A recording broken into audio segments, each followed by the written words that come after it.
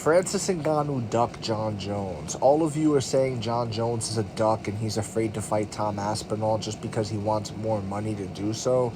Well, guess what? That's the exact same reason why Francis Ngannou left the UFC and went to boxing.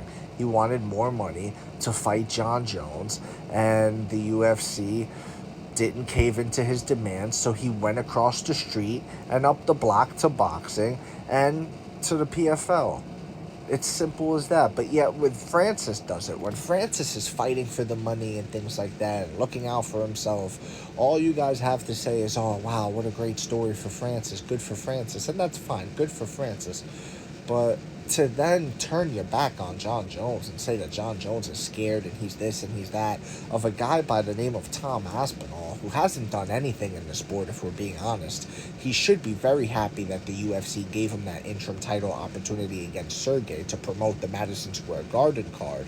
He really should be thanking his lucky stars for that, because an interim title, which is a championship payday, and, it gives you way more promotional power behind you. You're going to be included in more social media posts when you have that gold belt, interim or otherwise, around your waist. And it fell out of the sky for the guy.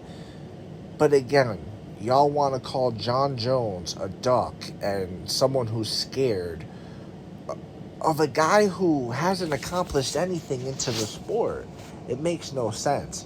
If you guys are going to have that energy for John Jones, you need to have the same energy for Francis Ngannou. Francis Ngannou is now, currently, today, in the PFL, and he's still calling out John Jones. He's still tweeting about John Jones. The PFL guy, Don Davis, is tweeting out about John Jones and all things like this. Guys, you knew that the John Jones fight was off the table if you signed with the PFL. Where's the confusion? Why are you now trying to flip the script? Dana White has a very hard stance on no co-promotes. I'm not doing co-promotes. Why are you not focused on the PFL brand and not focused on the heavyweight division of the PFL? Why not create a tournament for the heavyweight division of the PFL and let them fight for Francis? And not only that, but do one of those old school UFC go big press conferences where you have all the fighters of the event up on the stage, and do that with PFL. And they should just be doing that anyways, not for nothing. I don't know if they don't have the money to pull off press conferences like that, but that's how they need to be promoting their business, not off the back of the UFC, not calling out people who they can never fight just to build headlines.